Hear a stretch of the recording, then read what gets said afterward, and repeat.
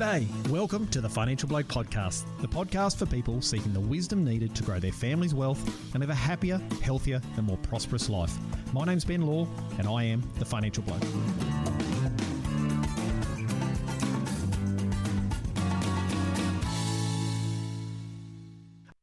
Our guest today is Daniel Elder from the Queensland Rural and Industry Development Authority, or QRIDA as it's more commonly known. Daniel comes from the land and he grew up near Chinchilla on the Darling Downs in Queensland. He's got over 15 years experience in the banking sector and is currently the manager of QRIDA's Farm Debt Restructure Office. Daniel and his team reached out to me as they want to spread the word about their Farm Business Analysis Assistance Program, which is a hell of a mouthful, and how it can assist certain primary producers with access to a free, independent financial analysis on their farming business. This assistance program has saved the participants over $2 million in interest and professional fees since it was released. So if you're from Queensland, it's well worth listening. Now, just a heads up before we start for anyone who lives outside of Queensland. This is a Queensland government program and is only available to Queensland-based rural producers. So whilst there's some really good content in the podcast, this episode might not be as relevant to you as others. So without further delay, welcome Daniel. Yeah, hi Ben. Thanks very much. I really appreciate you giving us the time because this is a space that I suppose is dear to me, but also really important as an organisation, being QRIDA, to help primary producers, and this one in specifically primary producers in financial difficulty. Yep, perfect. Now, Daniel, QRIDA is a government initiative, or a Queensland government initiative, should I say. Can we start with what the mandate or the purpose of QRIDA itself actually is? Yeah, it's a statutory authority, and we were originally set up to help primary producers. So that is to administer concessional lending, but also disaster support and assistance as well. So some pretty humble beginnings in that space. We've actually expanded to quite a dynamic business now, with a lot of other assistance to helping the Queensland government as well. Okay. And so being a Queensland only, there'd have to be similar sort of programs in other states. Would that be correct, Daniel? Yeah, there are similar businesses like QRIDA in the other states, but they do vary in their scope. So, depending on the circumstances within those states, they might have a more refined focused or, a bit more expansive.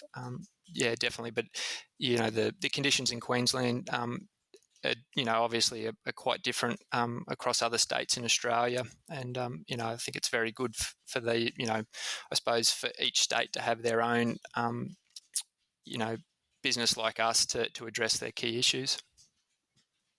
Yep. And so, as you said, QRIDA's traditionally sort of been a disaster relief support and also concessional lending. That's where I've always heard of QRIDA in that sort of context. But this new Farm Business Analysis Assistance Program, which, as I said before, is a hell of a mouthful, it's something a little different. Can you tell me what it's, I suppose, I've got a number of questions here, but just start with what's the outcome that QRIDA is trying to achieve with this program? Yeah, it is a mouthful, Ben. And look, what we're trying to achieve here is when primary producers come under pressure, we want to try and find ways for them to strengthen their business and get it back on track before they run out of capacity. So, and really, we came out of a space. We actually established ourselves in 2018, and that was off the back of some really interesting things that were happening in the environment at that time, where there was the Senate Select Committee, the Rural Debt Inquiry, and then also the Banking Commission. So this was the state government's initiative to try and address these issues in the rural space before they got to mediation. So really trying to have those positive and proactive discussions and put some plans in place to try and avoid those outcomes happening. So that's really what we're trying to do is trying to get as many people back on track as possible, and also, bring producers and banks back to the table, just have those quality conversations. Because I think it's really important to note, the program's designed to help people that are in in inverted commas, financial difficulty. And we'll get to what does that mean a little bit down the track. But I think the important point to make is it's not about helping people maybe that's in perpetual difficulty. It's more about helping people dig out of a hole that they've got into, quite often for reasons outside of their control or less within their control, like a disaster, compounding bad experiences. Is that fair to say, Daniel? Yeah, that's exactly right. We're really chasing that proactive person who's trying to investigate and make change, and that's a big part of it. So, like you mentioned about that financial difficulty, and that obviously it's not something that people want to hear or come to terms with, and a lot of the time too, I think people really understanding what that means, because it's not always people that are going down the gurgler. It is people that can just sometimes come into, seasonal issues or, need regular assistance throughout the year, and just understanding why that is. And because if you don't address that sooner, there could be a disaster come along later that takes out the full capacity of you to recover. So, trying to understand, I'm ticking along okay, but if I'm under pressure regularly, if it's a seasonal thing or certain issues happen, how do I actually strengthen my business so it's in a position to weather the storms that are potentially coming? Yeah, and I think interest rates are probably a good one, Daniel. We're moving into a more or an increasing interest rate environment, which we've potentially is going to be a problem for some producers. So this is probably very good timing for people to be able to go out and get a report or get an analysis on their business to be able to go, okay, well, if I have struggled with a few things, am I doing the right?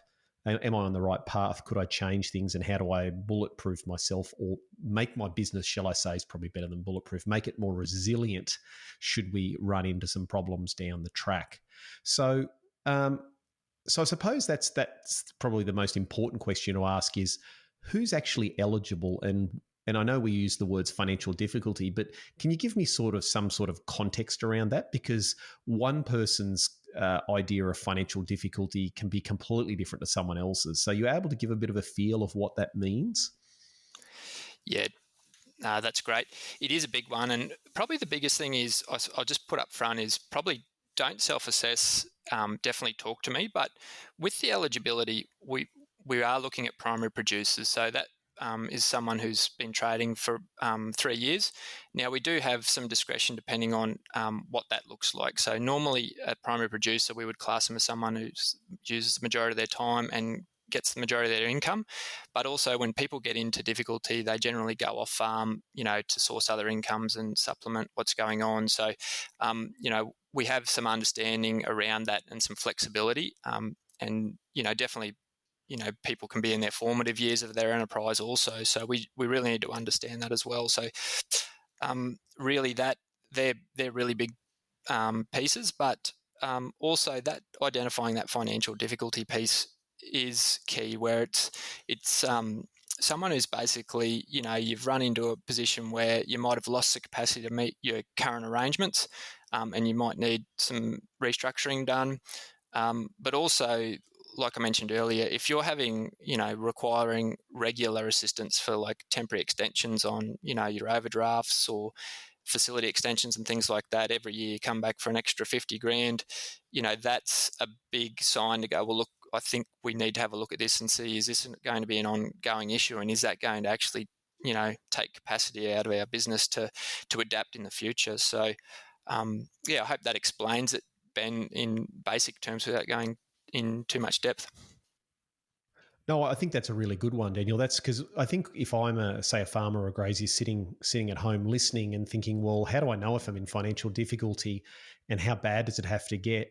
I think everyone's been in the position where they've had to go back to the bank and ask for an extension of an overdraft for various reasons. So that's a really good, simple, I suppose you'd say, initial self-assessment to be able to go, okay, well, I've had that happen. That doesn't mean I feel like I'm in financial difficulty, but something like this might be available to me to try and, improve my operation. So no, I think that's really good.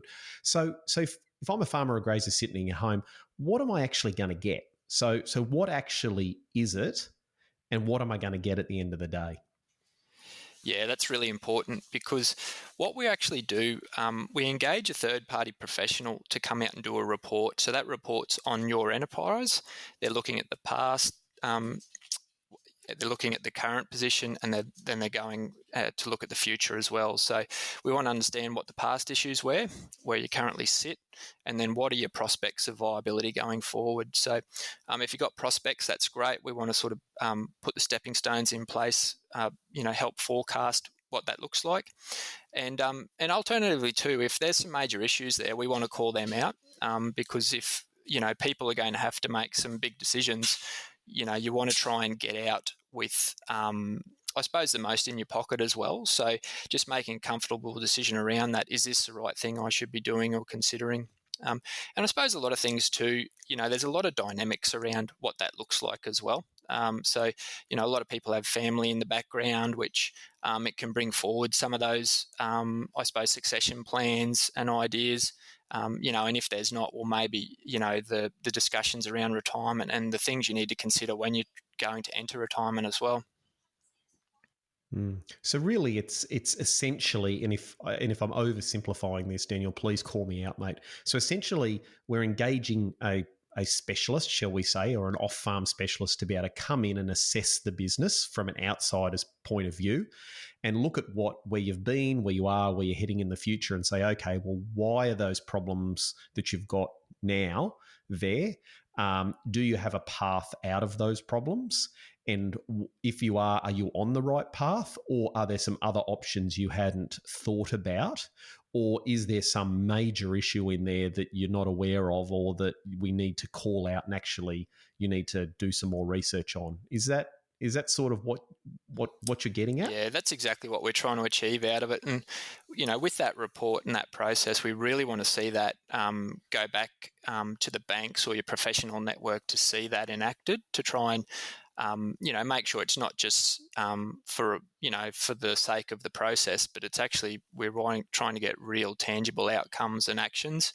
And so we're really, we've seen some great results, and we get people on all ends of the spectrum too. So those that sort of get dragged through it probably don't get as much out of it as others who are really engaged in it too. And, we get some really, and too, depending on people's capacity and circumstances, some of these can seem underwhelming, some of the options, but a lot of the people have gotten great value out of it just because of the validation. There's been, circumstances beyond their control.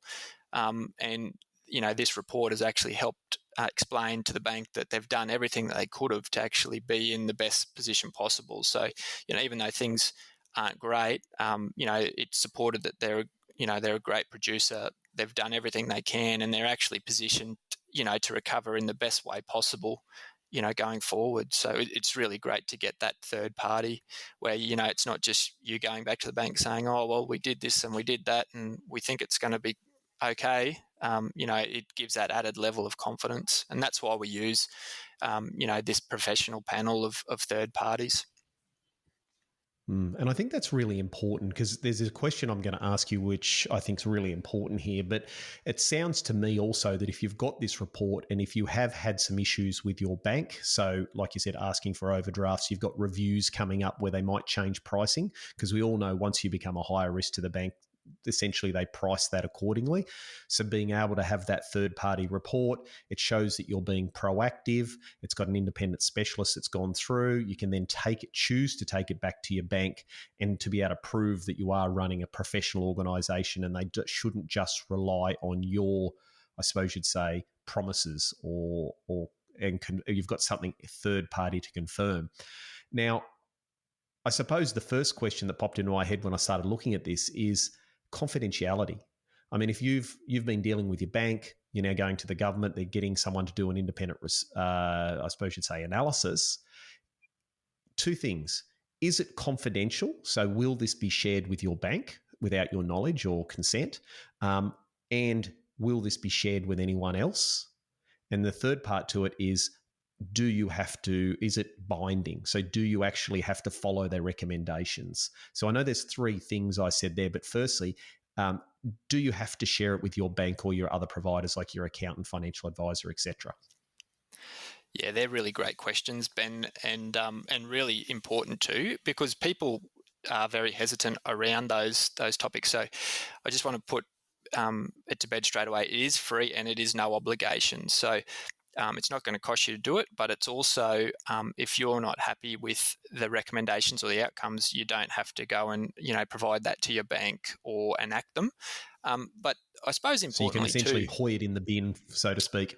yeah, and I suppose what we want to do, it's if just so that circumstances was to come up, it's actually a great piece for us because we actually investigate that too. Why didn't it hit what we're expecting, and why didn't it hit those marks? And then if you don't think it's those options were worthy, well then what else are you going to do? And just try and keep that momentum happening about investigation and change. So look, I don't think I haven't seen anything that was majorly off in that respect. But definitely we want to keep the conversation going. So we're not afraid of those issues. And we probably really recommend information sharing. So, I've seen a number of reports where people probably viewed themselves or thought the report viewed them in bad light. And that probably from my position, I didn't think so. And actually, the bank and the client were quite close on their lines of thinking and strategy, but the client probably wanted an extended time period versus what the report had suggested. And banks, if the banks can understand where you're going and why, they're quite open to the timelines. So I say that all to say that not the bank's thinking and your thinking could be totally different to the report, and it could just throw more ideas and information on the table where you can, I suppose, come out with a better outcome and strategy as well. So it's not all set in stone in a report. It's actually trying to put that collective thinking together. And when you've got three heads looking at it, it's way better than one, and especially your own if you're in a position where you having trouble and all these issues are compounding. So it definitely a burden shared is pretty good. So. Yeah, so the first thing is it's absolutely confidential. So it's your report, your information. It's definitely confidential. Number two is you don't have to provide it to anyone else. It's purely up to you. But to get the best value out of something like this, you would want to think that you would use it to share with your accountant, your financial advisor, your banker, etc., to be able to plan a path forward and confirm some things. And if it's not quite what you expected, well, number one is, maybe there's something in there that you don't want to hear or that you haven't thought about. Or number two is, maybe these are just suggestions, and maybe you know your business better than anyone else, and you take it on board, you process it, and then you make a decision going forward.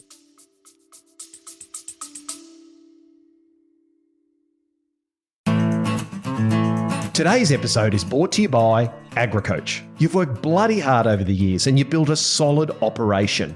But as your children grow up and start their own journeys, you're beginning to think about the next 5, 10, and even 15 years and how to keep driving the business forward and ensure a smooth and successful succession plan. Preparing the business, preparing the next generation, and preparing for your eventual retirement all requires a solid plan and a proven process. Unsure about the right steps to take? Head on over to agricoach.com.au/webinar to learn more about our Succession Proof Your Family webinar. AgriCoach, aligning families, growing wealth, and protecting legacies.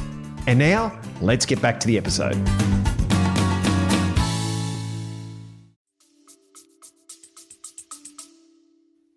Yeah, definitely. It's when it comes to an enterprise too, you probably know your operation better than anyone, and they're not going to give you specific advice on how to grow a cheaper kilogram of beef or run your livestock anywhere. They're definitely coming from that high level financial overview that financiers are looking at. So they need to understand the numbers and why the things are happening. So definitely from that space, you really need to understand that that's where they're coming from.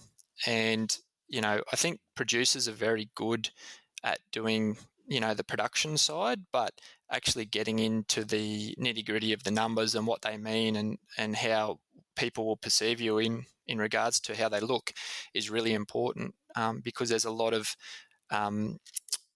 strategy in rural enterprises, to try and minimise, tax and position the business for certain things. And, that also affects how you look on paper as well. So you need to understand, if you do take a strategy, why that was and how it affects your enterprise and, the long-term impact just potentially on cash flow as well.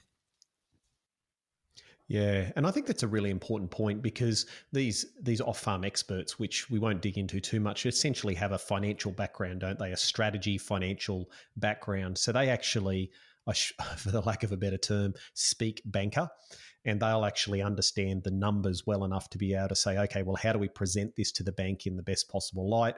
How do we now analyze it? I get my words muddled. Analyze it like a bank would analyze it, to be able to improve your communication with the bank. That's what I sort of got out of it. And it's interesting, when I was doing my research, there was a really clear statement that we talked about, which was the package is a tailored report for primary producers to consider their financial options, support and improve communications and understanding with their lenders. So it's also about not only working out, are you doing the right thing or you're on the right path, but it's also to be able to improve communications and understanding with the lenders. And I think that's a really important part, because your relationship with your bank will ultimately decide whether they're going to support you over those, like you said, longer terms, or to claw yourself out of the little bit of a hole you're in at the moment. Yeah, that's exactly right. Like, if they've got confidence in you, and just actually going through the process gives banks a lot of confidence, because it shows that you're willing and open to suggestion and change. And I think that's a big thing. People really, I suppose, can get the blinkers on, and when you've got the pressures of drought or disasters on you, it's pretty easy, and understandably, you just got to focus on, putting the next foot in front of the other at times. But then you've really got to come to that position of, okay, we need to, tell the bank our strategy now and have a plan. And I think that's probably where, when we're talking about it, producers identifying, it's one of those things too. If a bank's asking you questions that you can't answer, that's probably another trigger here to consider this program. It's like, well, why are they asking me this, and how do I respond, or and how do I tell them my game plan? Because we've got some great case studies, and one recently, the provider said, most of these people have a plan, but it's just being able to put that on paper and articulate it. Sorry, and that's a big thing in bank language. Yeah. So it's really, really interesting. Okay. And I think that's important, because it's in bank language. It's so that they can actually articulate that plan or their vision, because you don't necessarily on the farm have time just to sit around all day documenting a report on your vision and your future, and you're doing projections for a bank. I mean, that's just not where people's skill set usually is. So now, these experts or consultants, they have an accounting type or finance type background. Do they need to come on farm, and how long will it take? Yep. So our panel of providers, they do have rural backgrounds. They are large accounting firms with restructuring experience. So definitely understand what the banks want to see, and what is involved in these type of transactions and deals.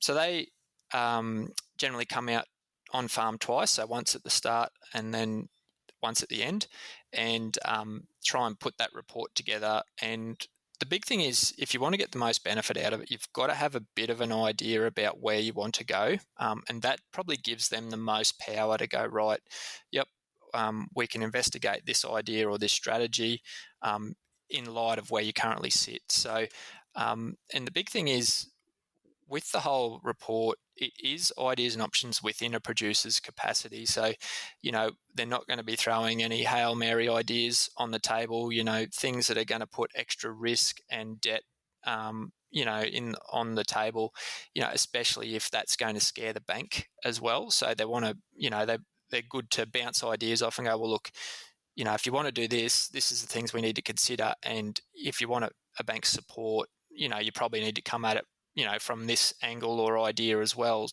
as not to scare someone, as well. So I used to see that a lot, Daniel. I used to see that a lot in my financial advice businesses. People had these great visions and I could see it, but they really struggled to communicate with that with the bank because the bank just sees risk. They don't actually see necessarily clearly the opportunity. That's their job. And so being able to talk to someone and break that down a little bit and put that into some numbers and a report is really valuable too. So now, can you choose your own consultant? So or panel expert, sorry, I think the word is.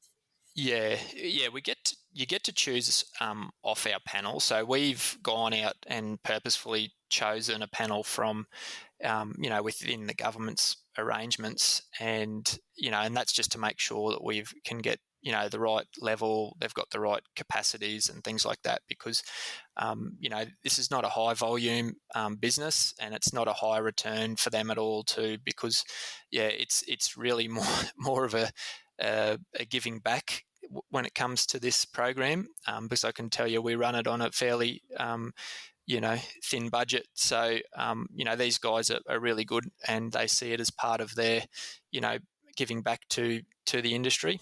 So that's a big long-winded way of saying you get to choose from our panel of 5, and if you don't have a preference, we can align you with one. But the big thing is when people do go through it and they go, well, who is it, Daniel? Who should I choose? And I'm like, well, I can't give a direct, recommendation, but choose your top 3 and give them a call, because you need to know if you can get along with them. I think anyone in the rural game understands relationships.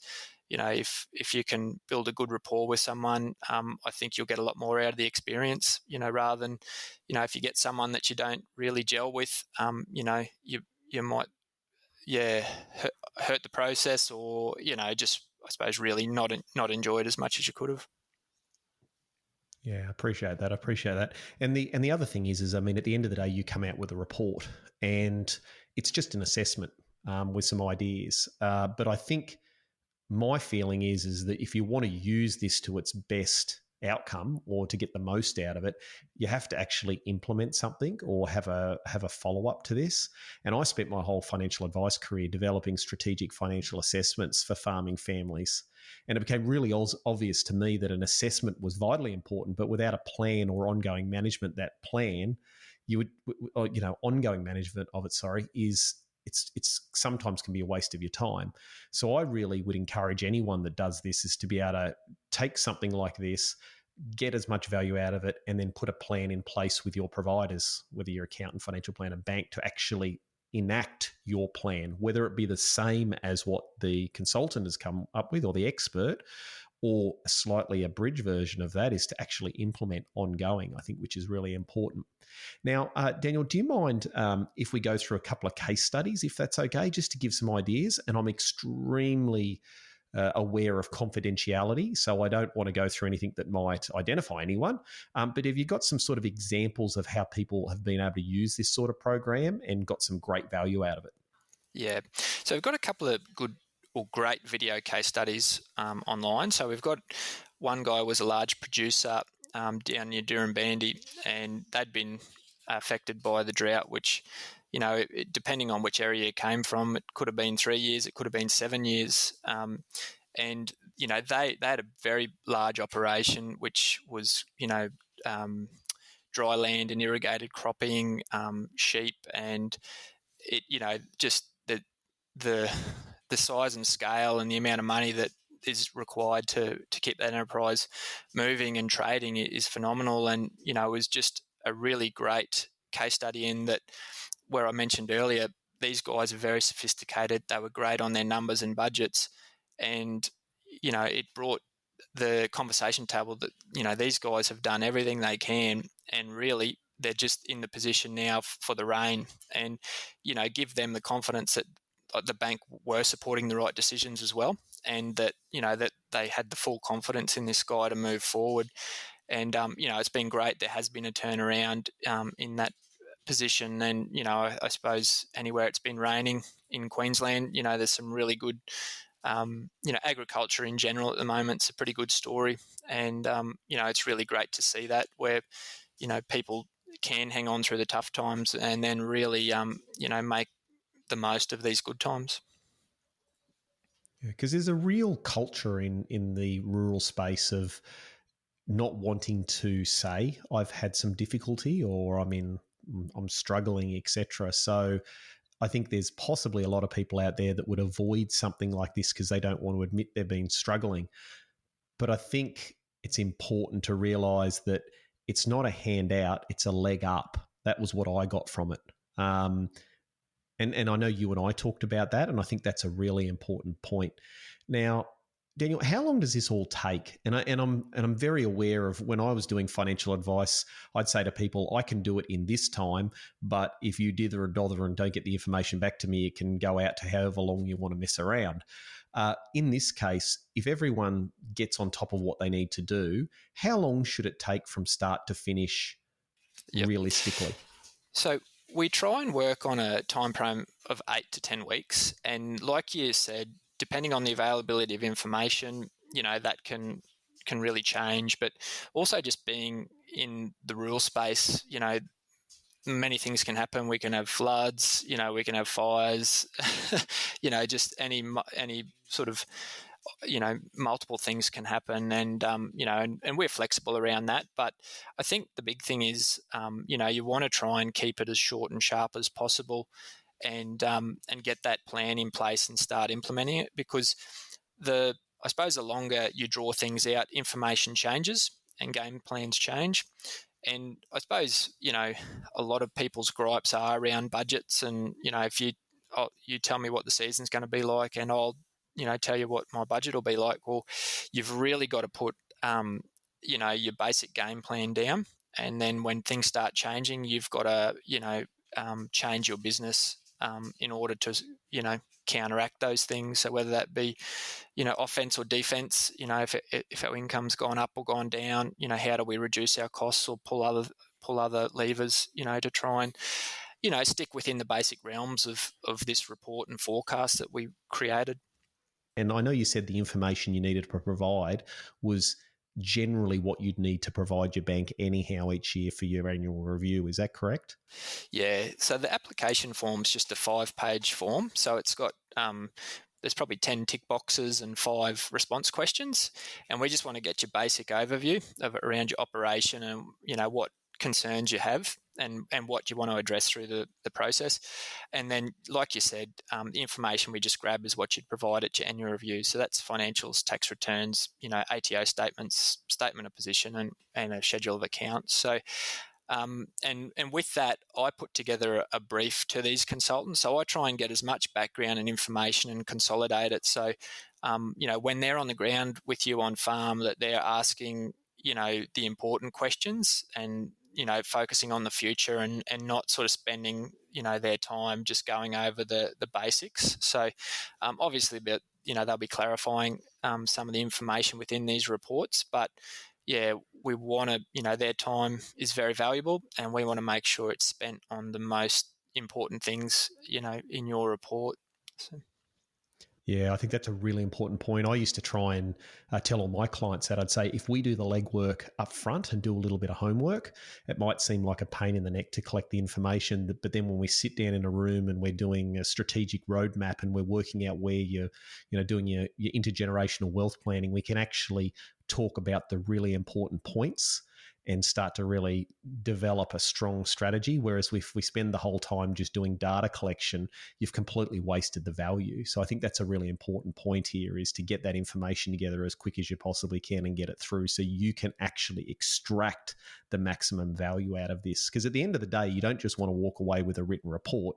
You want to build a rapport with these people, understand where they're coming from, and get some real strong, solid feedback from them. I think that's where the value is. And I'd just like to make the point, I went all through this, Daniel, and I looked at it and I went, when I was in financial advice, if someone would have come along and said, look, I'm going to get an independent expert to come in and dig into your business and essentially come out with a report for you on where you're headed and to give me an idea of whether I'm on the right track, I would have bent over backwards to do it, because I think having someone come in and do this is so rare.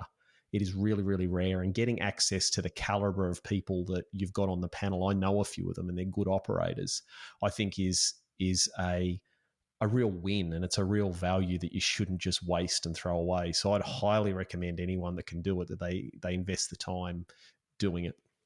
Yeah, that's a really good point, because, there are a lot of forms of assistance out there to producers. And like you said, we want to give a hand up, not a handout. And we've just seen, obviously I mentioned earlier, agriculture is in a great space. So a lot of the issues that we were seeing 5 years ago aren't there. And potentially some of those are being hidden under or masked by low interest rates and some really great, commodity prices. But when things normalise, those things will come again. And, we really want to see those addressed. And, your response is very common, like, why aren't more people taking this up? And look, like we mentioned, there's that, financial difficulty is a bit like mental health. It's a bit taboo. People don't want to, come to grips with it. We're trying to probably, desensitize that, and that in a way that, people can, it's not that you have to be up against the wall, and on, on the way out, it's being able to identify, okay, look, I've got some issues with my business that, if I don't address now, could take the capacity away from me to be a viable long-term primary producer. And so I think that's really important, that people don't take a negative perception on this, and that, the earlier you get it, the better the outcomes. Absolutely. And I think that I think you would do yourself a massive disservice if you would consider that you're in financial difficulty is a bad reflection on yourself. For most people, I mean, droughts, floods, fires, commodity price issues, interest rate rises, these are all things that you have to deal with, and it's all part of farming, but sometimes they can just compound and cause a major problem. So yeah, I think suck it up, see if you can get the assistance and take advantage of something. I mean, something like this doesn't come up very often. I haven't seen it before, so I think it's a great program. So Daniel, so that's been absolutely fantastic, mate. Where can more people find out information on the program online? Or for people that are outside the state, maybe they can go back to their local member or departments to be able to say, hey, could we look at doing something like that? And I'll put these in the show notes. So where's the first place to start? Yeah, place to start is online. So just visit our website. So that's just www.qrida.qld.gov.au. The other one is our free call number, 1800 623 946. And make sure you ask to talk to the Farm Debt Restructure Office, and they should put you straight through to me or one of my colleagues. And yeah, we'll sort of talk you through the process, and the general eligibility, and make sure that you're on track, so you don't waste time for yourself, if you're not eligible, but also just try and give you some confidence in what we're trying to achieve, and that it is a positive thing as well. Fantastic. And I know I've got quite a number of bankers, brokers, accountants, solicitors, financial advisors listen to the podcast as well that have a rural background. And I'd highly recommend anyone that's got clients that could potentially fall into this capacity to share, to spread the word, because if they do get these reports, they bring you back, get you involved. It could be a great value add for your clients. Don't be afraid of it. I used to love these things, because then the clients would come back to me, we'd sit down in the room, would say, righto, this is what we've got. What do we need to do? How can we implement that? How can I help you do this going forward? Because this package literally does the assessment and then it stops. So you want to be engaging those professional advisors. So if you are one of those, see it as an opportunity for you to add value. So that's just my final thought. Now, Daniel, mate, I like to ask everyone this. I know you're a farmer's son and you're a farmer yourself. You've got some property out near Kingaroy Way. What's your definition of true wealth? Yeah, I've heard you ask this of other people, and had some pretty deep thoughts on it. because, probably 10 years ago would have been a lot different to what it is now. But I think, from my perspective, true success is, just being able to do what you love, but also have purpose in that too, like having purpose in what you do. So, anyone who's, fortunate enough to be in, get themselves in position to actually do what they love and get paid for it is fantastic.